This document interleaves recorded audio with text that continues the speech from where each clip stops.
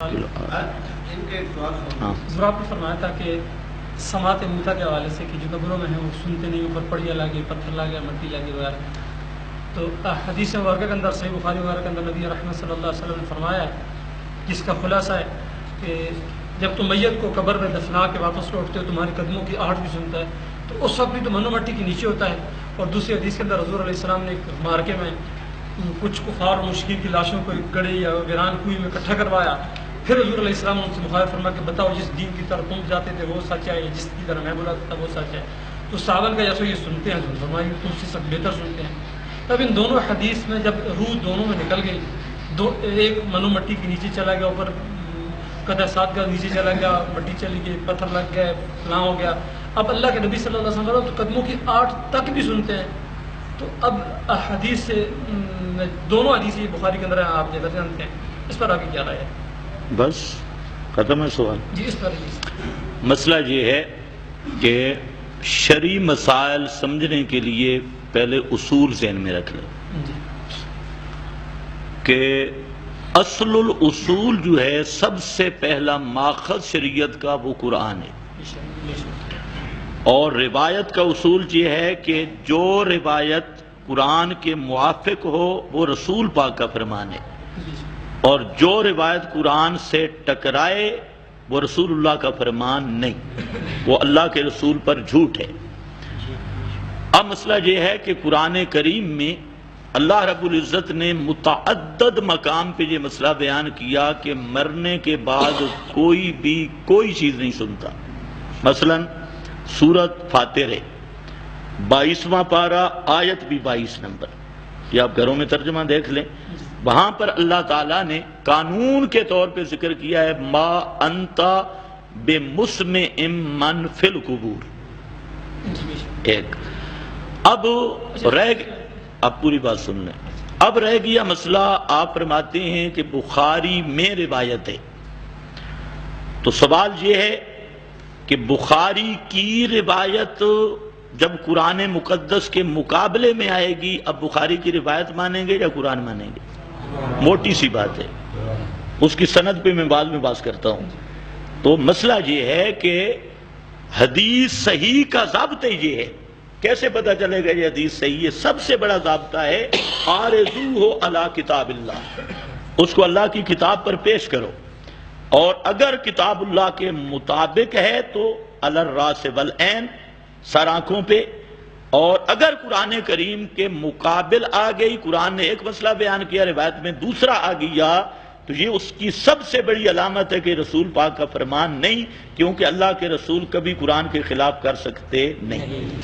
اب جہاں تک کرا نیال کی روایت کا معنی ہے، تو پہلی بات یہ ہے کہ اس روایت کے صریح لفظ قرآن کے خلاف ہیں.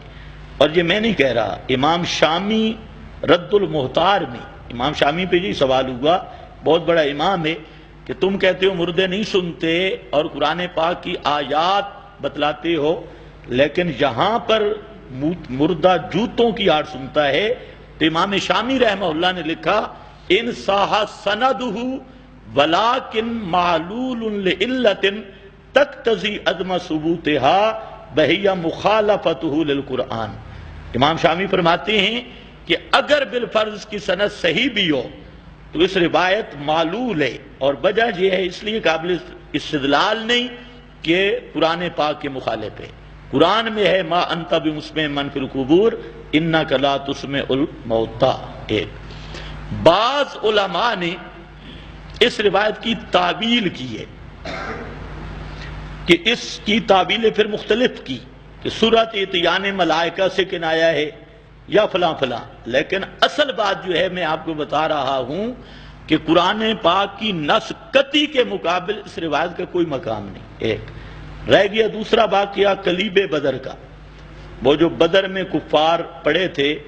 تو اب ذرا سننا، بخاری میں آپ نے کہا یہ حدیث ہے، تو یہ بات بھی بخاری میں ہے کہ وہ روایت جب ام المومنین کے سامنے پیش کی گئی کہ حضرت عبداللہ ابن عمر کہتے ہیں کہ آپ صلی اللہ علیہ وسلم نے فرمایا انہوں نے سنا ہے، تو ام المومنین نے فرمایا کہ اللہ کے رسول یہ کیسے کہہ سکتے ہیں؟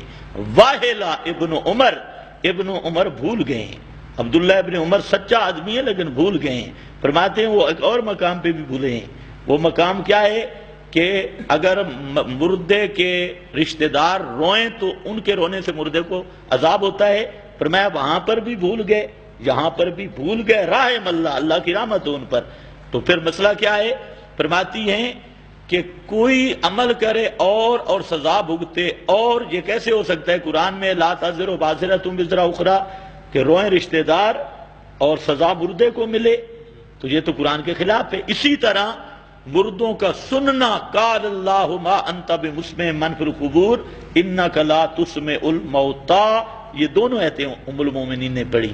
باقی رہ گیا وہاں, تو فرماتی ہیں کہ اللہ کے رسول کا یہ مقصد نہیں تھا کہ یہ میری بات سن رہے ہیں, بلکہ سننا کو علم لازم ہے.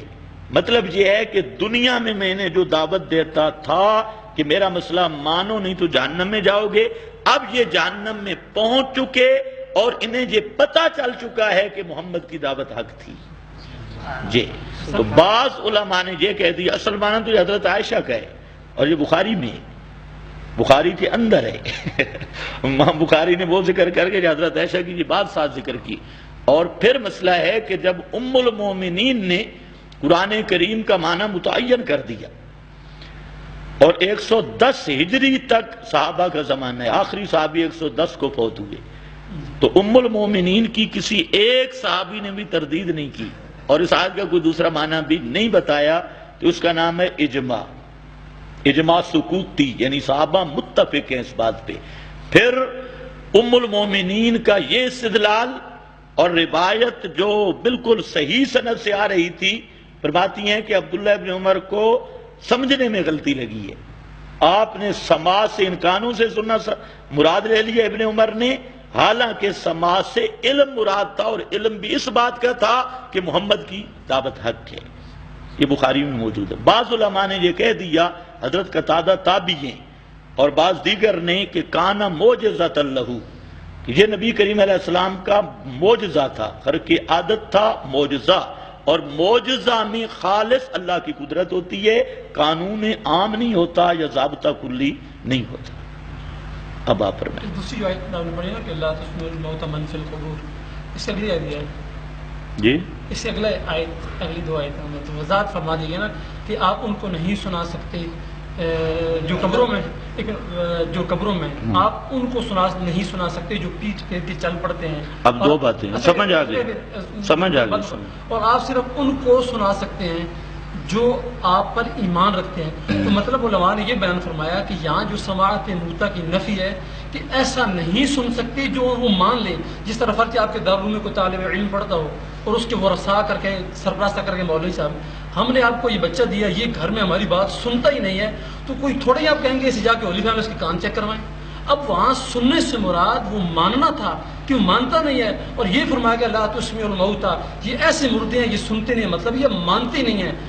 جس طرح قرآن مجید فرقان حمید نے متعدد بار, آپ پورے قرآن میں پڑھیں, ہر جگہ قرآن نے کہا کافروں پر یہ مردے ہیں, قرآن نے یہ کہا یہ بہرے ہیں, یہ اب بات سنیں. اب مثلا کیا ہر کافر گونگا ہے؟ آپ کی بات ہوگی. جی میں سوال یہ کرتا ہوں کہ ام المومنین اور صحابہ نے قرآن صحیح سمجھا یا آپ نے؟ یہ سوال. آپ کو قرآن کی سمجھ زیادہ ہے یا نبی کے گھر قرآن کی سمجھ زیادہ تھی؟ بولو بولو بولو بولو. میں بخاری کا حوالہ دے رہا ہوں, کلیب بدر, بخاری, مسلم, نسائی, فتح القدیر. تو سب سے پہلا میرا سوال یہ ہے, آپ کو تو ویسے میں کہہ رہا ہوں, آپ میرے مخاطب نہیں ہیں, آپ سے مراد یہ ملا ہے نہیں, آپ سائل ہیں, آپ سے میری نہ سختی ہے نہ کچھ, آپ کا حق بنتا ہے پوچھنا. میں عرض کر رہا ہوں کہ آپ کے پنڈی, اسلام آباد اور یہ ماسر اکاڑوی والی پارٹی یہ قرآن زیادہ سمجھی ہے یا پیغمبر کے گھر ام المومنین نے قرآن صحیح سمجھا؟ اس کا جواب تو آپ دیں. اب جب ام المومنین ان آیات سے عدم سماع میت سمجھ رہی ہے, عدم سماع موتا سمجھ رہی ہے, اور 14ویں صدی کا ملا کرے جی آگے پڑھو تے پیچھے پڑھو, ام المومنین آگے بھی پڑھی ہوئی تھی پیچھے بھی پڑھی ہوئی تھی اور قرآن رسول اللہ سے پڑھا. تو اب سوال یہ ہے, سارے سوال نیچے ہیں, میں آپ کے سوال کی طرف بھی آتا ہوں, صرف اس سوال کو حل کریں کہ ام المومنین نے ان ایتوں سے سمجھا ہے کہ مردے نہیں سنتے. ام المومنین کا فہم صحیح ہے یا 14ویں صدی کے مولوی کا؟ ام المؤمنین کا صحابہ کا. بالکل. اب ام المومنین سے میں پیش کر رہا ہوں حوالہ بخاری، باز کلیب بدر، مسلم، نسائی، صحیح ابن حبان اور مسند احمد، سب کے اندر یہ روایت موجود ہے ام المومنین سے. ایک. نمبر 2 یہ ہے کہ ام المومنین کے بعد امام تابعین میں امام ابو حنیفہ ہیں رحمہ اللہ. ہاں جی، امام ابو حنیفہ رحمہ اللہ نے بھی یہی سمجھا ہے کہ نہیں سنتے. امام شافعی احمد نے بھی یہی سمجھا ہے. مغنی ابن قدامہ، آپ حوالے نوٹ کریں، مغنی ابن قدامہ، یہ امام ابن قدامہ جو شیخ عبد القادر جیلانی کا شاگرد ہے حنبلی مذہب کا، اس کی کتاب ہے. اور تکملہ شرح المہذب امام نووی، وہاں پر امام احمد امام شافعی کا مسئلہ لکھا ہے کہ بعض یہ ہے کہ اگر کسی نے یہ قسم اٹھائی کہ میں فلانے سے بات نہیں کروں گا اور مرنے کے بعد اس سے کلام کیا تو قسم نہیں ٹوٹے گی. کیوں؟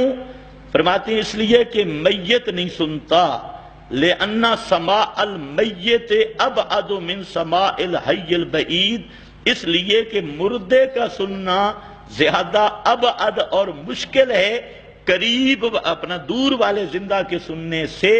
وجہ لأنه بطلت حواسه وذهبت نفسه وقال اللہ ما انت بمسمع من فی القبور، اس کے حواس بھی معطل ہیں، روح چلی گئی، اور اللہ نے فرمایا کہ نہیں سنتے.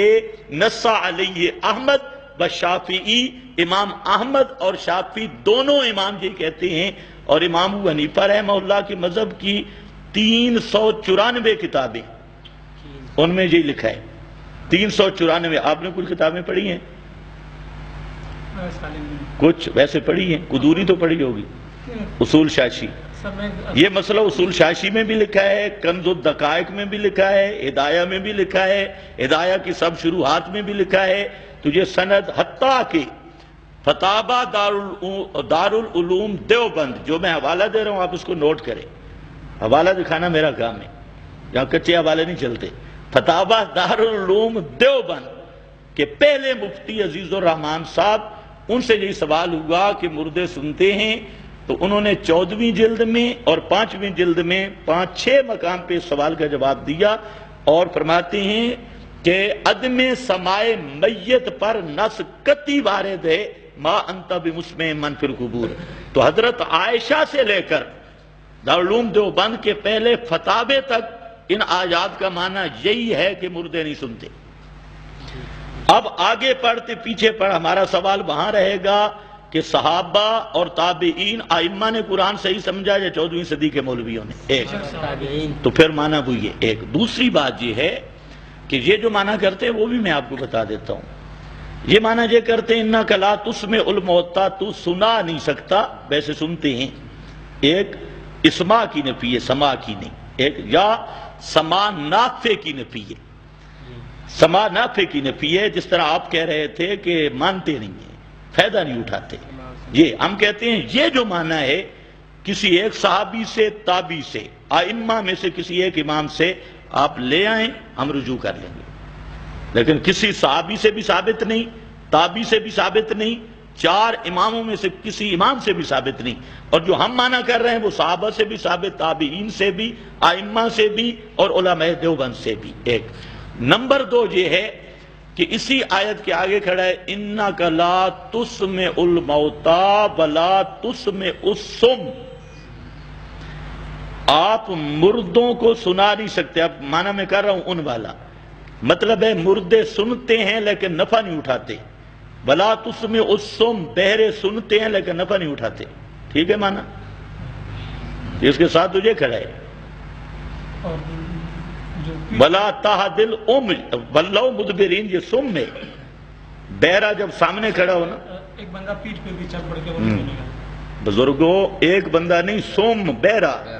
بہرا آدمی جب سامنے بیٹھا نا، آپ بولیں گے وہ آپ کے ہونٹوں سے اندازہ لگائے گا، آپ کے اشاروں سے اندازہ لگائے گا. اللہ نے فرمایا ہو بھی بہرا اور بہرا بھی پیٹھ دے کے جا رہا ہو، اس کو غور کرنے کا موقع بھی نہ ہو، تو جیسے وہ نہیں سنتا اسی طرح یہ بھی نہیں سنتے، تو آگے اس کو ذکر کیا لا تسمع الصم۔ صرف آپ ان کو سنا سکتے ہیں جو آپ پر ایمان رکھتے ہیں۔ ہاں ٹھیک ہے، مطلب یہ ہے کہ وہ نہیں اس کا مطلب یہ نہیں، اس کا مطلب یہ نہیں، مطلب وہی ہے جو صحابہ نے سمجھا ہے، آپ کے فہم میں غلطی اور ان مولویوں کے، وہ میں سمجھاتا ہوں۔ اللہ نے زندہ کافروں کو تشبیہ دی ہے مردوں کے ساتھ، ایک زندہ کافروں کو تشبیہ دی ہے بہروں کے ساتھ، زندہ کافروں کو تشبیہ دی ہے اندھوں کے ساتھ۔ کوئی سمجھ آئی ہے میری بات؟ زندہ کافر کیا ہے؟ مشبہ، اور مردے ہیں مشبہ بھی۔ زندہ کافر ہیں مشبہ اور بہرے ہیں مشبہ بھی، زندہ کافر ہیں مشبہ اور اندھے ہیں مشبہ بھی۔ اور عربی کا قانون یہ ہے کہ مشبہ بھی میں وصف ہوتا ہے اصلاً اصالتاً، اور مشبہ میں ہوتا ہے استعارتاً۔ کیا معنی؟ کہ میرے پیغمبر ان زندہ کافروں کو مردہ سمجھ، جس طرح مردے نہیں سنتے، یہ ان کا سننا بھی نہ سننے کے برابر ہے، یہ مانتے نہیں، وہ سنتے نہیں یہ مانتے نہیں، جس طرح بہرے نہیں سنتے یہ بھی نہیں مانتے، جس طرح اندھے دیکھتے نہیں یہ بھی رجوع نہیں کرتے، تیری بات پہ وہ غور کریں گے جو میری آیتوں پر ایمان رکھتے ہیں۔ اب سمجھے ہو کچھ بات؟ ہاں یہ مسئلہ ہے۔ یہ دوسرا آپ نے بدعات کا ذکر فرمایا، جی تو نبی کریم صلی اللہ علیہ وسلم، صحابہ کرام علیہ رضوان، تابعین، ائمہ مجتہدین نے کیا خطبہ جمعے کے 2 خطبوں کے علاوہ بیان فرمایا گیا؟ جی 2 خطبوں سے پہلے جو بیان تقریر کی جاتی ہے، کیا نبی رحمت صلی اللہ علیہ وسلم حضرت ابو ہریرہ سے ثابت ہے، کس روایت روایت موجود ہے، مسند میں بھی موجود ہے اور کتابوں میں موجود ہے، ہمیں دکھا دیں؟ دکھا دیں گے نا، ہر چیز آپ کو ہم دکھا۔ چیک کر لیں گے۔ مسند کا حوالہ دے رہا ہوں، چیک کر دیں۔ جلد تو مسند ابی ہریرہ، مسند ابو ہریرہ، ہاں اس میں دیکھ لو۔ ایک دوسری بات یہ ذہن میں رکھ لیں کہ تقریر یہ فی الدین ہے یا للدین ہے؟ مثلا آپ، میں ایک بات بتاتا ہوں، آپ جس طرح بیٹھے ہیں پگڑی باندھ کر اور جس کیفیت میں جمعے کے بعد بیٹھے ہیں، ایسا بیٹھنا ثابت کریں گے؟ نہیں ہے نا، تو بدعت بھی نہیں ہے، یہ بدعت نہیں ہے۔ میں ایک بات بتاتا ہوں، نہیں بات سمجھیں، بدعت کی حقیقت سمجھیں۔ نبی کریم علیہ السلام نے فرمایا من احدث فی امرنا ھذا، جس نے دین کے اندر کوئی نیا کام کیا، لے امرنا نہیں، یہ تقریریں یہ جلسے یہ لے امرنا ہے، فی امرنا نہیں ہے۔ بدعت کا تعلق ہے احداث فی الدین کے ساتھ، احداث للدین کا نام ہے مصالح مرسلہ، اس بات کو بھی سمجھے، مصالح مرسلہ۔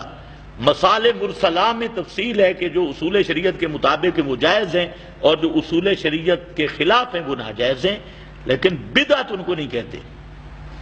جب یہ کہا جاتا ہے کہ ہر وہ کام جو نبی کریم صلی اللہ علیہ وسلم اور صحابہ کرام علیہ رضوان کی سنت سے ثابت نہیں، اب پھر اس میں دین اور دین اس کو دین سمجھنا، ثابت نہیں، ثابت تو اینک بھی نہیں،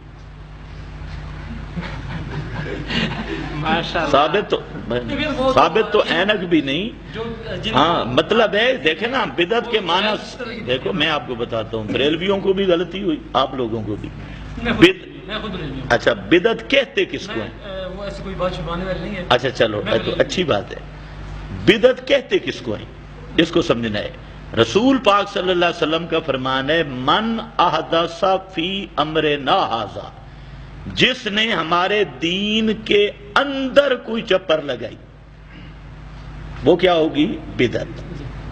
شرعی بدعت وہی بنتی ہے کہ دین کے اندر۔ اب جہاں چیزیں ہیں 2، ایک ہے دین کے اندر، ایک ہے دین کے لیے۔ اس کی میں آپ کو مثال سے سمجھا دیتا ہوں۔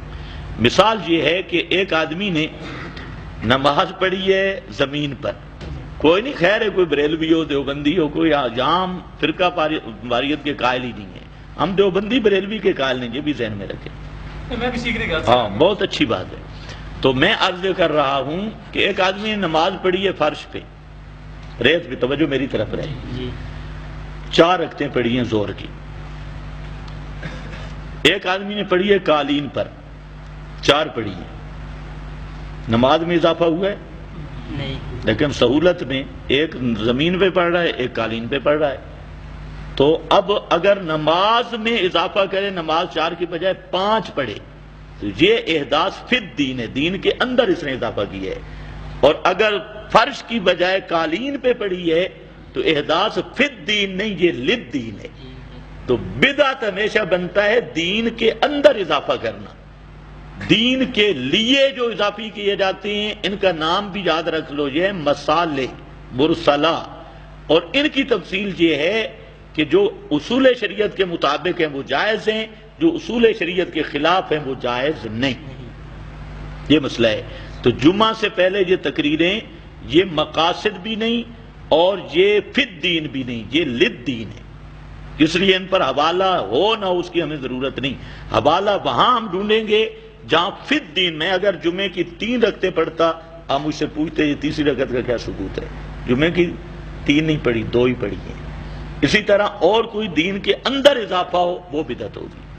اچھا، دوسرا ایک آپ کی پہلے میں 2-4 پروگرام میں تقریر سنی، آپ نے وہ کہتے ہیں نا صحیح جسے کہتے ہیں نا پھینٹا لگاتے ہیں بریلیوں کو بھی، غیر مقلدین کو بھی، رافضیوں کو بھی، قادیانیوں کو بھی، جماعت اسلامی وغیرہ کو بھی. لیکن میں اکابر علماء دیوبند ایسی کتابوں کے حوالے دوں آپ سوچ، مثلا علامہ رشید احمد گنگوئی صاحب فتاوت الرشیدیہ کا ایک روایت میں سوال ہوا کہ ہندو تہوار ہولی یا دیوالی کا کھانا اگر وہ کسی مسلمان کو دے دے تو کیسا ہے؟ اب گنگوئی صاحب 11ویں اور محرم میں حضرت امام حسین کی شہادت کے بیان پر کھانے کو حرام کا فتویٰ دے چکے ہیں اس میں. اور آگے جب دیوالی کی بات کہتے ہیں اس میں کھانے میں کوئی حرج نہیں. تو آیا ہندو تہوار جو ہولی دیوالی کا کھانا ہے وہ کسی مسلمان کو دے دے تو اس کا کھانا کیسے؟ جب ایک ہے 2 چیزیں ہم دیکھیں. ایک ہے صرف تہوار، بات سمجھنے کی ہے، کسی جگہ خوشی کا کوئی کھانا کر رہا ہے. ایک ہے غیر اللہ کے نام کی نظر، دونوں میں فرق ہے.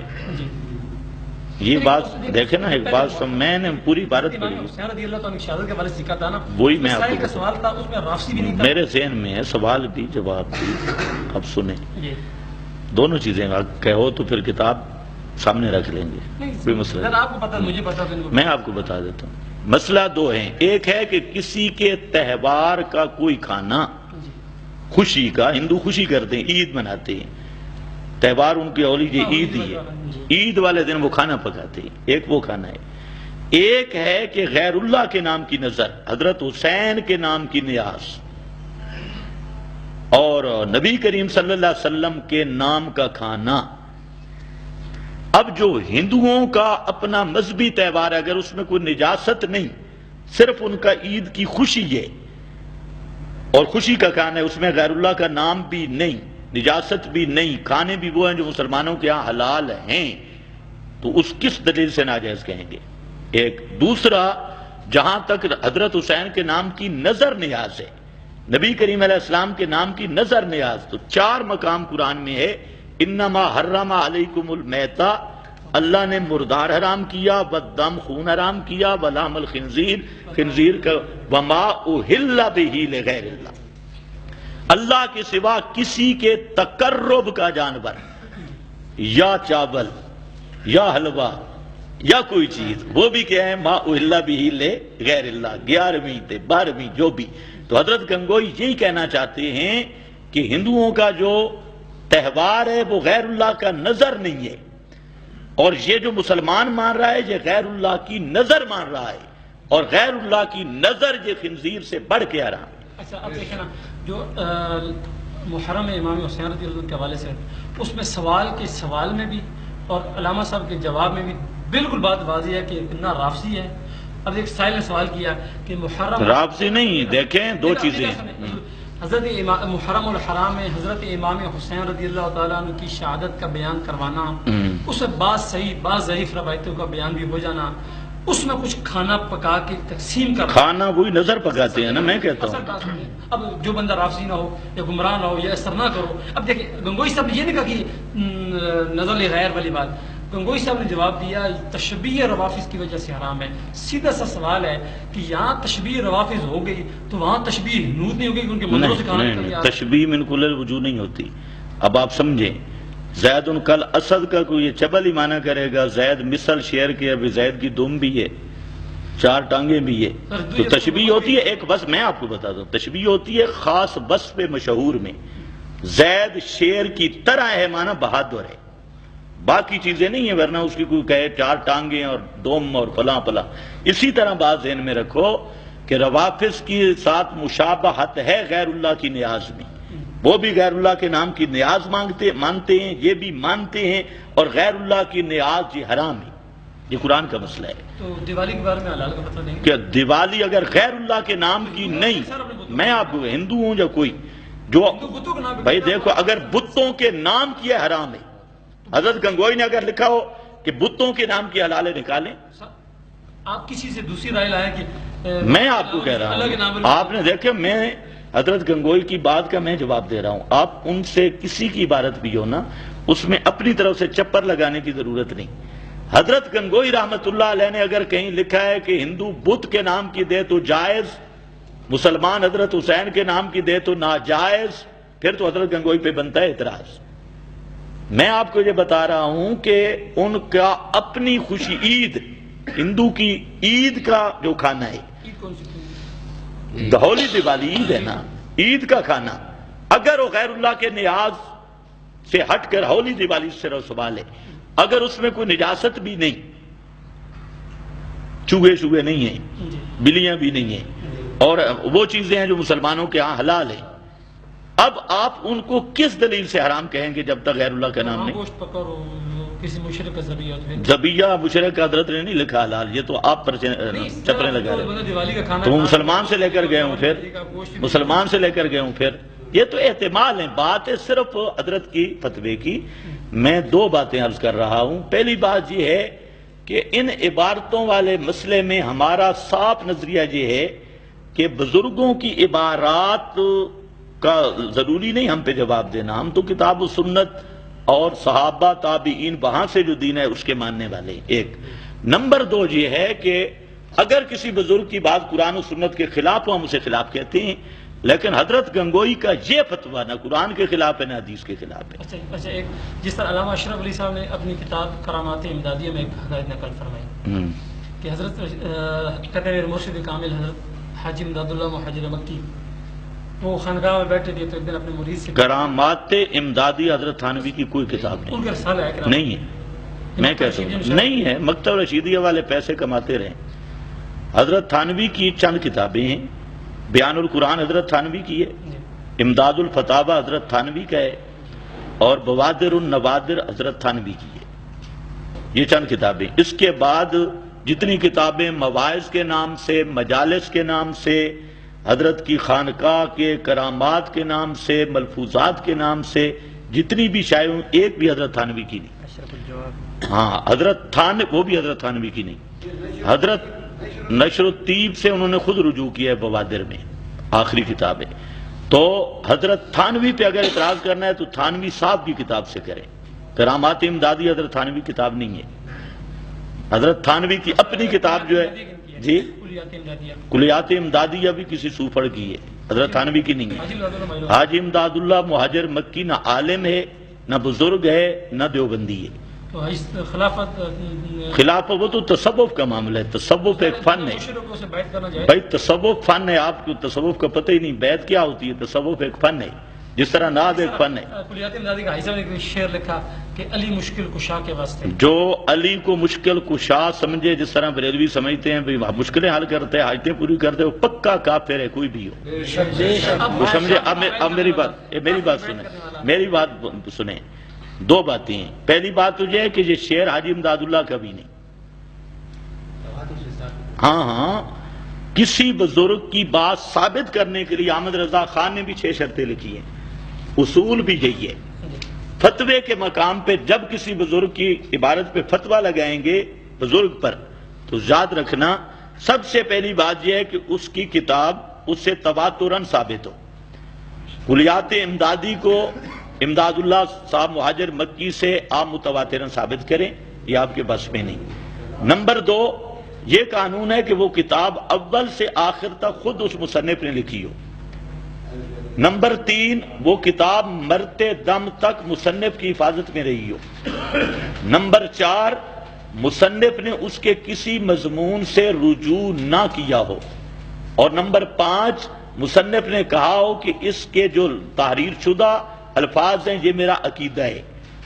کچھ سمجھ آئی یہ بات؟ اور نمبر 6، کہ مصنف نے اس کو بطور مذہب کے تحریر کیا ہو، بطور نقل کے تحریر نہ کیا ہو۔ یہ 6 شرطیں اگر آپ ثابت کریں کسی کتاب والا ہمارے بزرگوں کی دینا ہے، ہم پھر کفر اور شرک والی عبارت ہوگی ہم سب۔ مولانا احمد رضا کی جتنی کتابیں ہیں تواترن، جتنی تمام بریلوی جس کے معتقد ہیں، وہ ان کتابوں میں سب عبارتیں کفریہ ہیں۔ اور احمد رضا اگر اب وہ کتاب آپ بتائیں جو امام احمد رضا کی کہتا ہے کہ وصال تک ان کے قبضے میں رہی۔ فتاوی رضوی ہے، فتاوی رضویہ ابی طلع کی شاید ان کے وصال کے 100 سال بعد ہوا یا 100 سال بعد مجھے ساری اطلاع ہے، 2-4 سال بعد مجھے ساری اطلاع ہے۔ احکام شریعت ان کے پاس رہی، عرفان شریعت ان کے پاس رہی۔ ایک منٹ خیر دوسری بات یہ ہے، آپ اچھی طرح سمجھے، احمد رضا کا یہ عقیدہ تھا کہ رسول پاک غیب دان ہے یا نہیں؟